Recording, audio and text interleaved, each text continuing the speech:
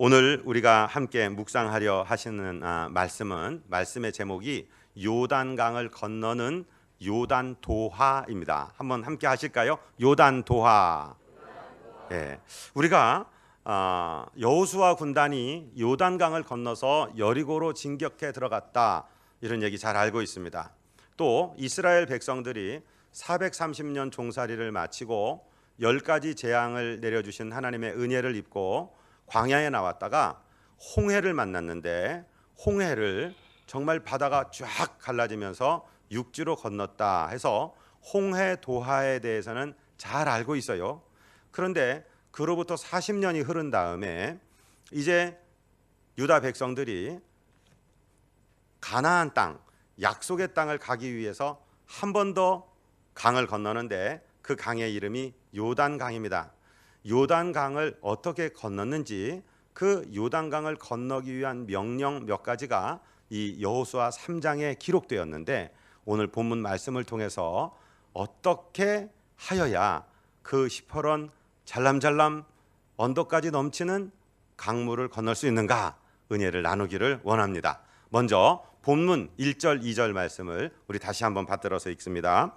또 여호수아가 아침에 일찍이 일어나서 그와 모든 이스라엘 자손들과 더불어 시딤에서 떠나 요단에 이르러 건너가기 전에 거기서 유숙하니라. 사흘 후에 관리들이 진중으로 두루 다니며. 자, 드디어 날짜가 되었을 때 이제 시딤이라는 곳에서 여호수아와 온 백성이 일어나서 거기를 출발해서 요단강 기슭까지 이르렀습니다. 시딤이라는 곳이 어디냐면요, 이 모압 땅 마지막 진쳤던 곳입니다. 모압 땅은 어디냐면 40년 광야에서 훈련받은 백성들이 이제 믿음의 세대에만 남고, 기성세대에서는 여호수아 갈렙 두 사람밖에 안 남았습니다. 다 죽었습니다.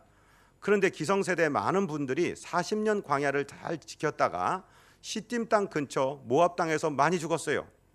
왜 그러냐면 아론이라는 제사장이 모세보다 먼저 죽습니다. 그리고 나서 제사장이 눈에 안 보이니까 불안해 하다가 그만 모압 여인들, 그 땅의 이름이 모압인데, 모압의 여인들이 아주 아름다운 몸을 가지고 유혹을 해서 이 모압의 남자들이 그 음란에 다 넘어가고 모압의 우상을 같이 섬겼어요. 하나님께서 거기서 많은 사람을 죽이셨습니다. 그 땅의 이름이 시딤입니다. 시딤에서 더 이상 머물 수 없는 여호수아는 마침내 아침 일찍 일어나서 자기 백성들과 함께 요단강 근처까지 왔어요. 그리고 여기서 3일을 또 유숙합니다. 유숙한다는 말은 밤을 지낸다는 말입니다. 사흘 동안을 밤을 지내는데, 2절에 보니까 사흘 후에 갑자기 관리들이 진중으로 막 다니면서 얘기하는 것을 보니까 3일 동안 한숨 쉬면서 근심하면서, 물론 그랬을 수도 있습니다. 많은 이 3일 동안에 여호수아는 기도합니다. 그리고 하나님, 이 요단을 어떻게 건너야 됩니까 하는 지침을 받는 것입니다. 홍해를 건너기 전에 이스라엘 백성과 요단을 건너기 전에 이스라엘 백성은 많은 차이를 보이고 있어요. 홍해 앞에서는 울고 불고 죽게 되었다 그러고, 지금 바로 전까지 10가지 재앙으로 자기들이 기적 가운데 건진받은 것을 알면서도 모세를 향해서 원망하고 불평하고, 이집트에 매장지가 없어서 우리를 여기 이 바닷가 홍해 이 광야에서 죽이려고 끌고 왔느냐고 막 원망 불평하는데, 이제 요단 앞에서는 3일을 지새면서도 원망의 소리가 들리지 않습니다. 오히려 기도합니다. 마음에 불안한 마음도 있었겠지 왜 없었겠습니까? 강물이 시퍼렇게 흘러가고 있는데요. 그런데 기도하고 하나님의 믿음의 지침을 받습니다. 그리고 드디어 관리들이 진중으로 막 다니면서 이렇게 명령하는 거예요. 우리 3절을 같이 읽습니다. 백성에게 명령하여 이르되, 너희는 레위 사람 제사장들이 너희 하나님 여호와의 언약궤 매는 것을 보거든 너희가 있는 곳을 떠나 그 뒤를 따르라. 아멘. 오늘 첫 번째 우리가 마음판에 새기고 기억해야 될 명령입니다. 하나님의 임재를 나타내는 언약궤, 하나님의 언약의 말씀, 즉 십계명의 말씀이 담겨 있는 그 돌판이 들어 있는 그 궤, 그 법궤, 그 언약궤가 제사장들에 의해서 메어지고 그 법궤가 움직이고 이동하거든 너희는 자리에서 일어나서 그 하나님의 임재를 나타내는 법궤를 맨 제사장들을 따라가라. 이것이 명령입니다. 사랑하고 존경하는 성도 여러분, 우리 인생에 목표를 정하고 살게 되시는 지혜가 있으시기를 주님 이름으로 축복드립니다. 바다 위에 배가 떠 있어요. 어딘가 바쁘게 가는데 한 배는 방황하는, 표류하는 배이고 한 배는 항해하는 배입니다. 차이가 무엇이냐면 하나는 목표가 없어요. 다른 하나는 종착지, 목적지가 있습니다. 목적지가 있는 배가 움직이는 것을 항해라고 하고 목적지가 없는 배가 움직이는 것을 표류라고 합니다. 표류하는 인생이 아니라 항해하시는 인생 되시기를 주님 이름으로 축복드립니다. 그럼 뭘 보고 따라가야 되느냐? 여호와의 법궤가 하나님의 언약을 나타내는 그 하나님의 임재를 나타내는 그 언약궤가 제사장들과 함께 움직일 때 그것을 보면서 따라가라 이 말씀입니다. 여러분 하나님 말씀을 묵상하시기를 바랍니다. 잘 모르시면은 목사 말을 잘 들으시기를 바랍니다. 목사가 이거 하세요 저거 하세요 그런 말이 아니라 목사가 하나님 말씀을 풀어드릴 때 이 말씀을 잘 들으라는 말씀입니다. 목사의 모든 말을 들으라는 말씀이 절대로 아닙니다. 하나님의 말씀을 풀어드릴 때 이 말씀이 무슨 뜻인지를 알아야 되는 것입니다. 제사장들의 법궤를 맨 제사장들의 발걸음을 따라서 바라보고 가라 그런 것이죠. 이스라엘의 역사 이후에 일어나는 역사인데 유다 임금 여호사밧 시절에 모압, 암몬 그리고 시날산 거민들이 세일산 거민들이 쳐들어왔어요. 갑자기 쳐들어왔어요. 모압, 암몬은 그 롯 아브라함의 조카 롯의 자손들이고 세일산 거민은 야곱의 형 에서의 자손들입니다. 하나님께서 그 사람들을 치지 말라고 명하셨기 때문에 유다 사람들이 치지를 못했는데 갑자기 이 사람들이 기습 공격을 해왔어요. 어떻게 할 수가 없어서 하나님 어떻게 하면 좋습니까? 하고 유다 임금 여호사밧이 기도합니다. 우리가 어찌할 바를 모르고 주만 바라보고 있습니다. 그러니까 하나님께서 그 여호사밧에게 직접 말씀하신 것이 아니고 야하시엘이라는 선지자에게 말씀을 하십니다. 너희는 이 전쟁에 싸울 것이 없다. 항오를 이루고 가만히 서서 여호와의 구원을 바라. 이렇게 말씀이 들렸습니다. 그때 유다 임금 여호사밧이 백성에게 얘기하는 중에 한 구절을 제가 읽어드릴 테니까 들어보십시오. 역대하 20장 20절에 보면 이제 백성들이 하나님의 명령을 따라 그저 자기들이 대열을 맞추어 서 있기 위해서 나가는 백성들에게 이렇게 말합니다. 이에 백성들이 아침에 일찍이 일어나서 드고와 들로 나가니라. 나갈 때에 여호사밧이 서서 이르되 유다와 예루살렘 주민들아 내 말을 들을지어다. 너희는 너희 하나님 여호와를 신뢰하라. 그리하면 견고히 서리라. 그의 선지자들을 신뢰하라. 그리하면 형통하리라. 아멘. 여러분 이 세상이 흔들리고 믿기가 어렵고 나 자신도 못 믿겠고 정말 세상 풍조도 못 믿겠고 아무것도 못 믿을 때는 하나님의 말씀을 붙드시기를 바랍니다. 그리고 그 말씀을 전하는 선지자들, 지금은 목사들이겠죠. 설교자들의 말에 귀를 기울이시기를 주님 이름으로 축복드립니다. 그러면 견고히 서고 그러면 형통하겠다고 합니다. 오늘 요단을 건너는 첫 번째 명령, 법궤를 따라가라. 언약궤를 따라가라. 좌우로 우로 치우치지 말고 한눈 팔지 말고 하나님의 임재를 상징하는 그것을 따라가라 이 말이죠. 시편 119편에서는 이렇게 말씀해요. 주보에 105절이 기록되었습니다. 같이 읽을까요? 주의 말씀은 내 발의 등이요 내 길의 빛이니이다. 하나님의 말씀은 오늘 하루 내가 한 발짝을 앞으로 내디딜까 왼쪽으로 내디딜까 오른쪽으로 내디딜까 할 때 무엇가 있어야 되느냐? 내 발이 실족지 않도록 지키는 등불이 있어야 됩니다. 그것이 바로 하나님의 말씀입니다. 또한 내가 방향을 잡아야 되는데 어느 방향으로 가야 될까 할 때 빛이 비추어서 여기다 등대의 빛처럼 말씀해 주시는 것이 하나님의 말씀입니다. 그래서 시편 119편의 저자는 주의 말씀은 내 발의 등불 내 길의 빛. 오늘 하루를 살아갈 수 있는 양식이 되고 내가 인생을 살아갈 방법을 주시는 것이 바로 하나님의 말씀이다. 이렇게 이야기하고 있습니다. 이 말씀으로 무장될 때 우리는 죄의 유혹을 이길 수 있습니다. 133절은 뭐라고 말씀하십니까? 나의 발걸음을 주의 말씀에 굳게 세우시고 어떤 죄악도 나를 주관하지 못하게 하소서. 아멘. 하나님의 말씀을 품고 사는 사람들은요, 그렇게 유혹을 받을 때 쉽게 넘어지지 않아요. 사랑하고 존경하는 부모님들이시여, 여러분들 자녀들을 위해서 기도하십니다. 우리 자녀들이 그것을 잘 알고 있습니다.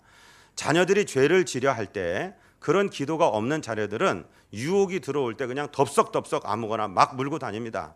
그런데 내 아버지가, 내 어머니가 나를 위해 기도하고 있다는 사실을 인식하는 자녀들은 그 사실을 기억합니다.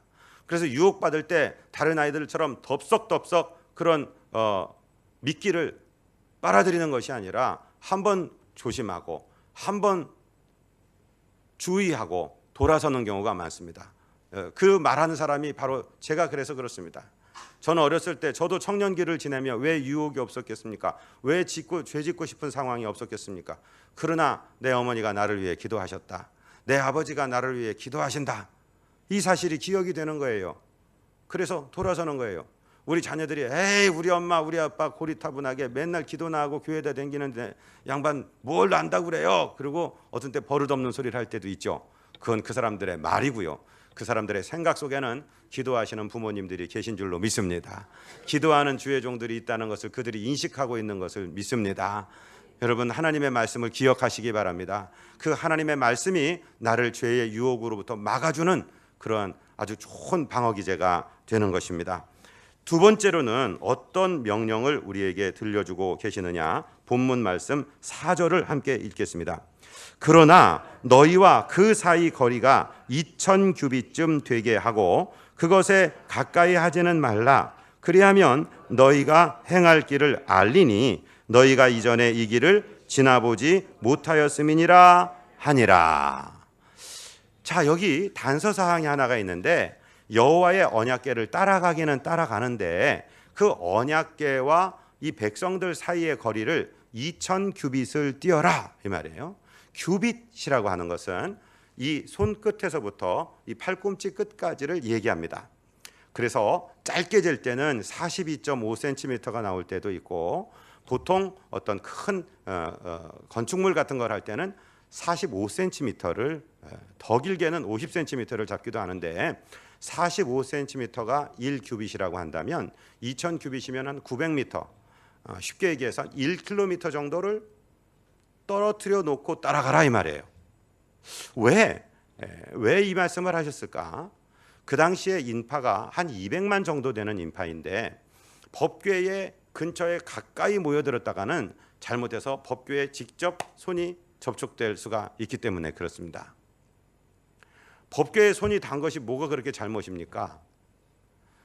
하나님은 우리의 친구이시고 우리 아버지시고 우리 안에 성령으로 내주하시기도 하지만 그런 사랑의 하나님이시기도 하지만 하나님은 정말로 크고 두렵고 두려운 분입니다. 하나님은 지존하신 분이시요 거룩하신 분이시요 우리가 범접할 수 없는 분이십니다. 그래서 하나님께서는 그렇게 2000규빗을 거리를 두고 백성들을 띄어놔라 이렇게 말하는 것입니다. 그래서 그것을 성별이라고 합니다. 여기 성자가 거룩할 성자입니다. 거룩한 구별이 있어야 됩니다. 여러분, 우리가 하나님을 위해서 떼어놓은 날이 있습니까? 오늘을 거룩한 성일이라고 합니다. 하나님만 위해서 떼어놓은 날입니다. 여기 있는 마이크가 음향기기입니다. 그런데 지금 예배드리는데 사용받고 있기 때문에 성물입니다. 거룩한 물건입니다. 이 의자들이 그냥 아무나 어디 카페나 극장에나 있으면 그냥 의자입니다. 그런데 하나님께 예배드려지는 곳에 사용되는 물건이기 때문에 성물이 되는 것입니다. 여기 있는 이 사람이 그냥 사는 동네 아저씨입니다. 맞습니다. 그런데 하나님을 대해서 있는 거룩한 직분이기 때문에 성직자라고 하는 겁니다.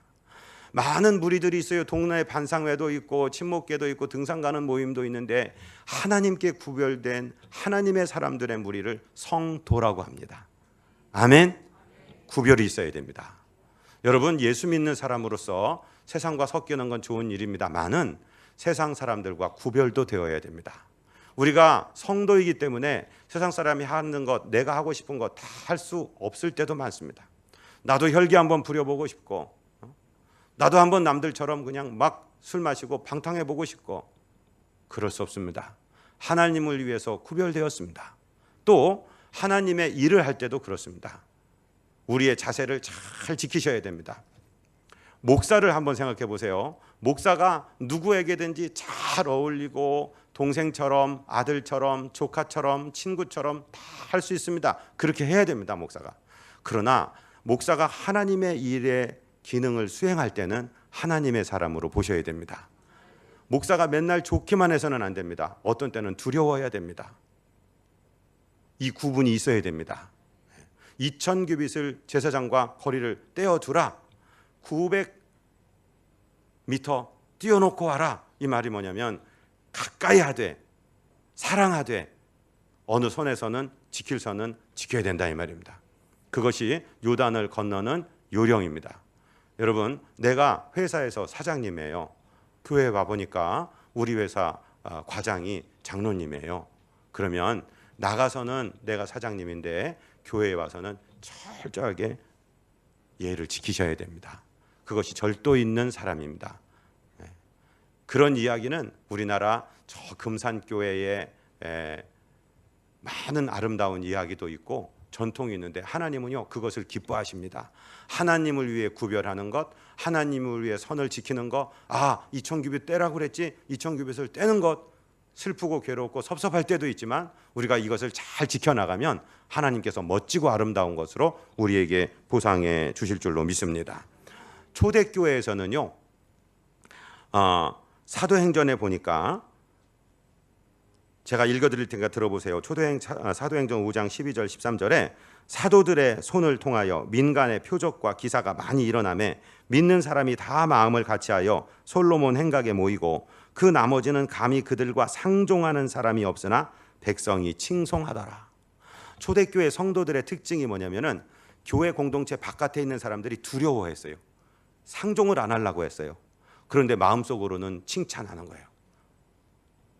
야, 예수 믿는 사람들 이렇게 하는 거예요. 요즘에 보세요. 요즘에 우리가 예수 믿는 집사, 어이 김 집사 한 잔 받아. 이 집사 요새 신식 집사들은 한 잔씩 마시는 거야 임마. 받아. 그러면서 참 너는 신식이라 좋아 잘 통해. 그런데 뒤로 돌아서서 뭐라 그런지 아세요? 아이고 저것도 집사라고. 에? 야, 한 잔 받아. 뭐 집사가 뭐 대단한 거냐? 그런데 미안하다. 내가 하나님을 위해서 구별된 사람이다. 야 임마 그건 목사들이 나는 거지. 아니야 나 집사야. 만약에 그렇게 한번 거절해 보세요. 그러면 야 친구 너 이놈 진짜 섭섭하다. 너 뭐 예수를 이렇게 유별나게 믿냐? 그럴 거예요. 그러나 그 친구가 진짜 문제가 생겼을 때는 술 친구 찾아가지 않습니다. 기도하는 친구에게 찾아오게 되어 있습니다. 친구 나 위해 기도 좀 해줌세. 내가 지금 인생에 큰 위기를 만났네. 내 주변에 기도하는 친구가 자네밖에 없어. 자네 찾아왔으니 자네 날 위해 기도 좀 해주지 않을 텐가. 그렇게 오게 되어 있다고. 그게 진짜 친구 아니겠습니까? 할렐루야. 거룩한 구별이 우리에게 있기를 원합니다. 하나님이 기적을 일으키기 전에 반드시 그 구별을 원하시는 거예요.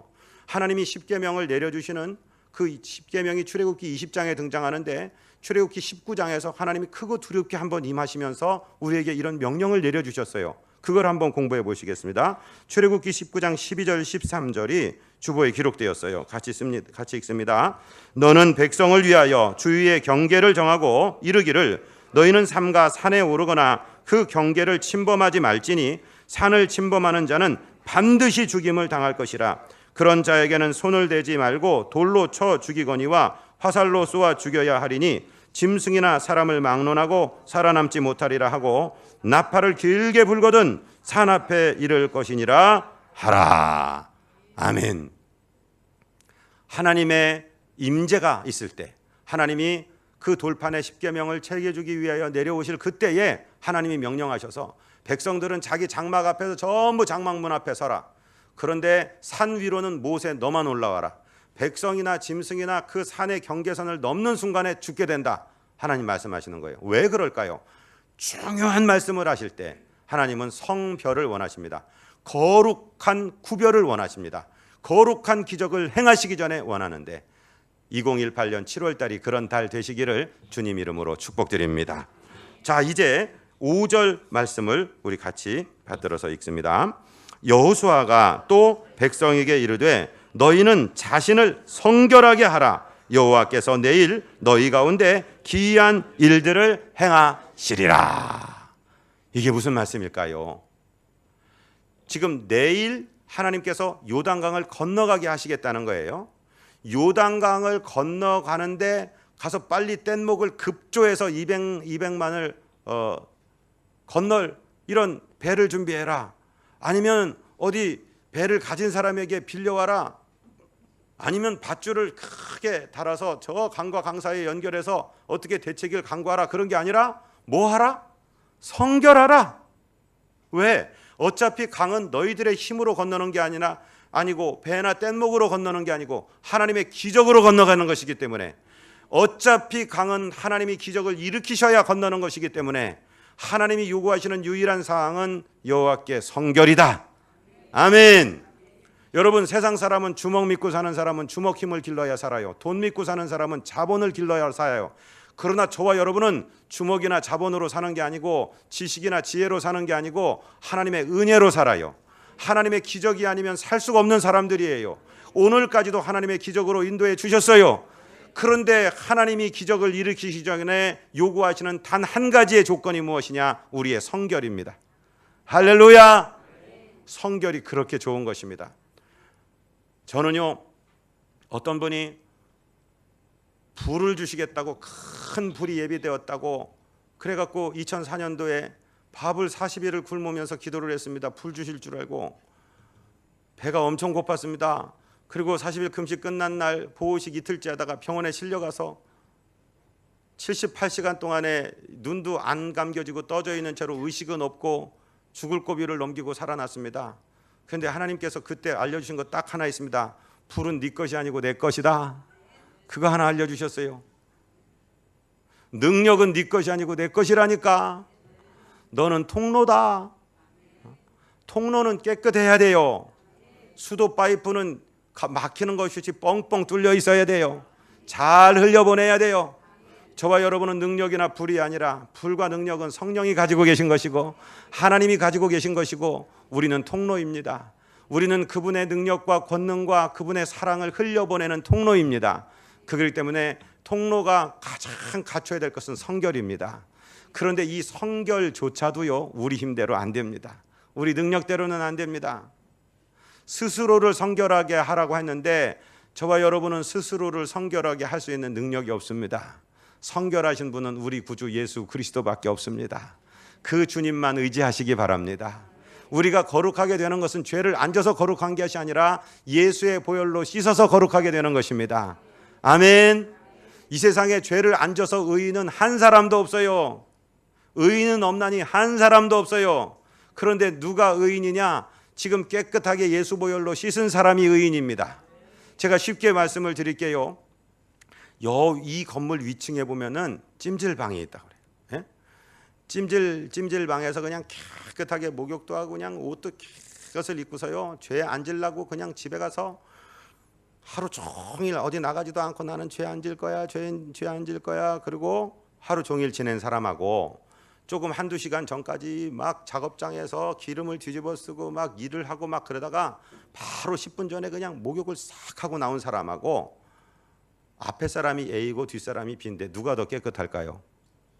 B가 깨끗하죠?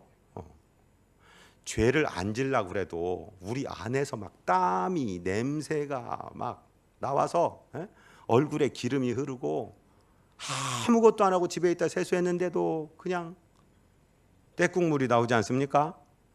죄를 안 지려고 집에도 안 나가고 그냥 있으면 죄가 안 져질까요? 눈에 보이고 들리는 건 모두 죄악인데.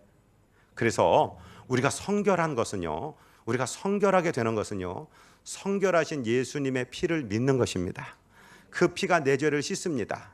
옛날에 예수님 오시기 전에는 제사를 드렸어요. 짐승을 대신 짐승에게 죄를 전가하고 그 짐승의 피를 흘려서 그 짐승의 피를 하나님께 뿌리고 또 그 짐승을 태워드림으로 하나님, 내가 죽어야 되는데 이 죄 없는 흠 없는 짐승을 죽였으니 이 피를 받으시고 나를 용서해 주세요. 그 일을 담당하는 사람이 대제사장이었는데 예수님께서는 마지막 대제사장이 되어서 양과 소와 염소, 암소의 피로 하지 아니하고 당신의 피를 온전히 십자가에서 쏟아주셨어요. 우리 손으로 지은 죄 때문에 그분의 손에 못이 박히고, 우리 머리로 지은 죄 때문에 그분의 머리에 가시면류관을 쓰시고, 우리의 발로 갈 때 못 갈 때 다니며 지은 죄 때문에 그분의 발에 못이 박히고, 우리의 가슴에 원한으로 지은 죄 때문에 그분 가슴에 창을 맞아 그 피와 물을 흘려주셨어요. 그 사실을 믿기만 하면, 그리고 우리 죄를 고백하기만 하면, 우리가 우리 죄를 자백하면 그는 미쁘시고, 우리가 미쁜 게 아니라 그 예수님이 미쁘시고 그분이 의로우시기 때문에 우리를 깨끗게 하신다고, 우리 모든 죄를 사하여 주신다고 요한일서 1장 8절 9절에서 말씀하셨습니다. 우리 비전교회는 주일 예배 시작할 때마다 그 사실을 주장하며 우리의 죄악을 고백하고 예수의 보혈로 씻음 받는 것입니다. 그것을 히브리서에서는 이렇게 설명했어요. 여러분 주보에 히브리서 9장 12절이 기록되었습니다. 염소와 송아지의 피로 하지 아니하고 오직 자기의 피로 영원한 속죄를 이루사 단번에 성소에 들어가셨느니라. 이게 무슨 말일까요? 더 이상 짐승을 잡아 죽이지 아니하고 당신께서 생축이 되시고 희생 제물이 되셔서 저와 여러분을 위해서 죽어주심으로 말미암아 그 사실을 믿는 자들을 깨끗하게 하십니다. 여러분, 우리가 어떤 조그만 죄라도 지었을 때, 마음의 죄나 언어의 죄나 행실의 죄를 지었을 때 정죄감에 빠져서 나는 하나님께 죄를 지었다, 벌을 받을 거야, 이런 생각하시면 안 됩니다. 하나님, 내 죄를 고백합니다. 하나님, 내가 이렇게 연약합니다. 내가 넘어지지 않으려 했는데 또 넘어졌습니다. 주님 보혈로 나를 씻어주세요 하는 순간 우리 구주 예수 그리스도의 보배 피가 저와 여러분의 죄를 씻는 것입니다. 그리고 저와 여러분은 성결하게 되는 것입니다. 이 성결을 유지하고 하나님의 말씀을 따라갈 때 요단은 갈라지고 마른 땅으로 건너게 될 것입니다. 요단을 건너는 방법, 하나님의 말씀을 따라가시기를 바랍니다. 거룩한 거리, 성별의 구간을 설정하시기를 바랍니다. 그리고 나 자신을 성결하게 하는데, 성결하게 하는 것은 죄를 안 짓는 성결이 아니라 예수의 보혈을 의지하는 성결로, 예수님 믿는 믿음으로 전전하여 승리하는 저와 여러분, 요단강이 모맥을 거둘 시기에 언덕에까지 잘람잘람하게 넘치는데 제사장의 발이 들어가자마자 요단강의 물은 저 언덕 근처에 쌓여서게 되고 마른 땅으로 백성은 건너게 되었습니다. 요단강을 건너는 승리자들 되시기를 주님 이름으로 축복드립니다. 하나님, 우리 아버지, 우리 앞에 시퍼런 강물이 우리를 위협할 때도 있습니다. 너는 절대로 건너가지 못할 것이라고 그렇게 우리에게 좌절을 줄 때도 있습니다. 하나님, 그러나 오늘 주님께서 명령하신 명령을 붙들고 하나님의 임재를 따라가게 하시며 말씀만 붙들게 하시고 거룩한 공간과 시간을 구별하게 하여 주시며 하나님, 우리를 주의 보혈로 씻어 성결하게 함으로 요단을 건너가 기필코 주님 앞에 승전의 보고를 드리는 승리자들 되도록 인도하여 주옵소서. 우리 구주 예수 그리스도 이름으로 믿사옵고 축복하고 간구하옵나이다. 아멘.